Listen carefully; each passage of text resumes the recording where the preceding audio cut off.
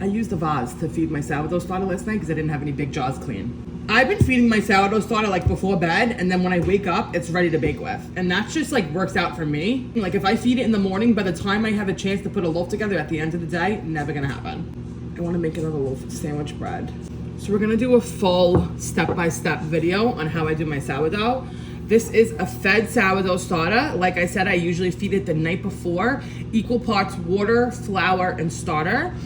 And then in the morning, it's like peak, ready for me to bake with. I'm gonna show you my full recipe and a step-by-step from start to finish. Although I did do this already, I'm gonna do it again, okay? So first thing, starting off with a scale, make sure it's zeroed out on grams. And you're gonna do 125 grams of starter here. You're gonna use 375 grams of water. I like to warm my water in the microwave, not till it's hot, just till it's warm. That just helps the loaf go a little quicker. Gives it like a head start.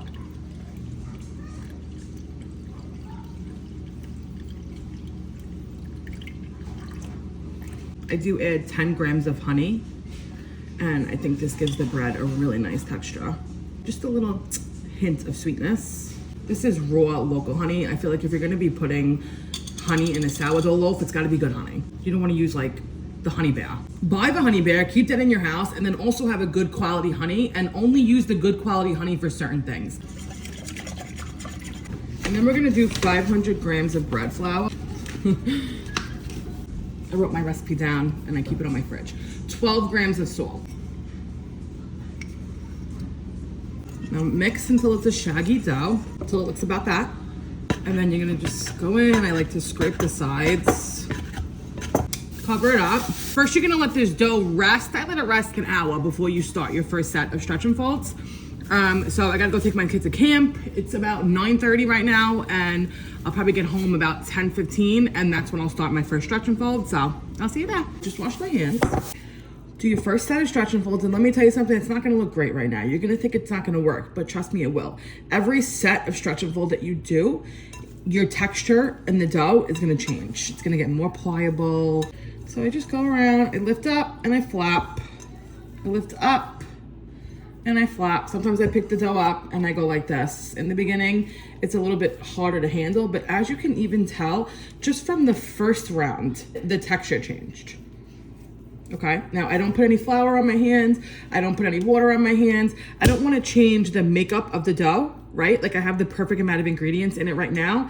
And if I wet my hands every time I do a stretch and fold, that's gonna just add more moisture in the dough. If I put some flour on my hands every time I do a stretch and fold, that's gonna make the dough dry. You know what I'm saying here? So in the beginning, it's a little bit more sticky. This is what my hands look like after the first round of stretch and fold. I'm gonna be doing this with timestamps so you can get an idea. We put our loaf together at 9:30. It's 10:30 and I'm starting my first set of stretch and fold. Now remember, your dough just sat for an hour. That's part of your proofing process.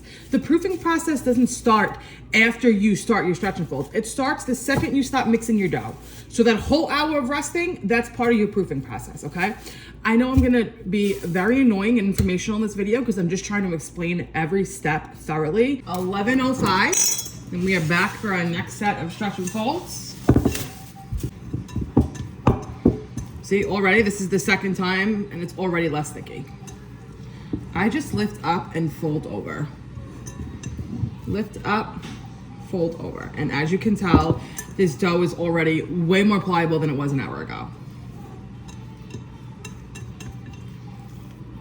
Fold over. You can also do something called coil folds. And I'm sure there's even folds that I know nothing about, okay? But this is what I've been doing.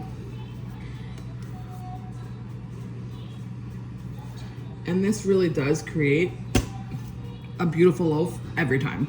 You see my hands, still a little dough trail, but not as much as the first time. Look at the texture of the dough. You can tell just by looking at it that's changed.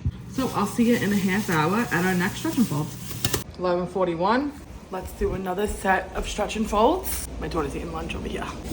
So this is our third set, I believe. Look at the size of the dough has changed. And also you could just tell by looking at it, the texture. Watch how much more pliable this is than it was the first or second time around.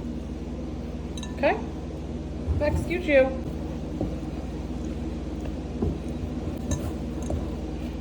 You want to Here. Here. Play. Stretch. Stretch. Do your stretch and folds.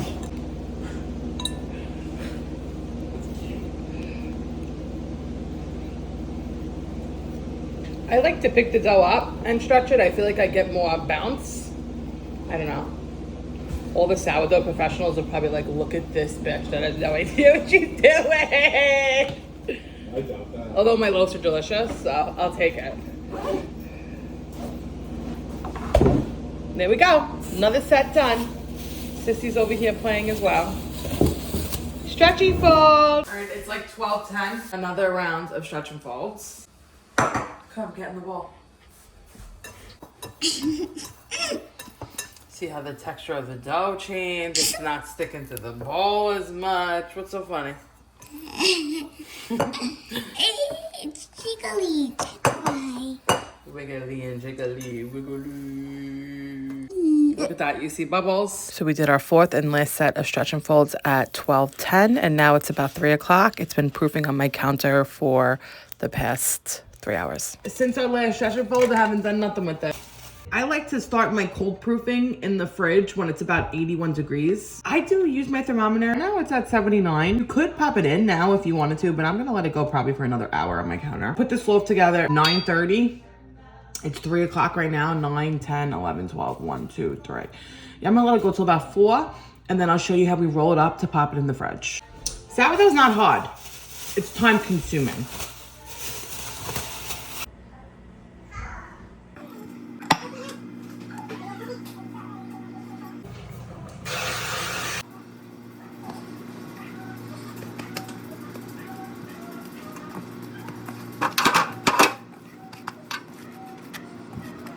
Now by this point, you're pretty much done with this until you bake it off. So you can cold proof it in the fridge. The longer you keep it in the fridge, the more sour it gets.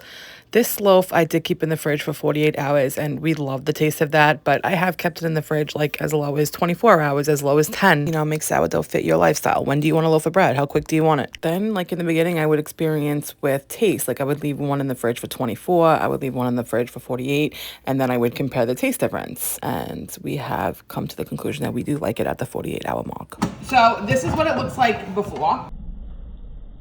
Bake this 400 degrees for like 45 minutes to an hour, and at some point I will take the cover off, so I'll share that point with you. Also, a quick tip, because that pan does have holes at the bottom, I do put a baking dish like underneath the loaf pan on the bottom rack, if that makes sense. I do spray the outside of that pan with avocado oil, so I don't want that to drip on my stove.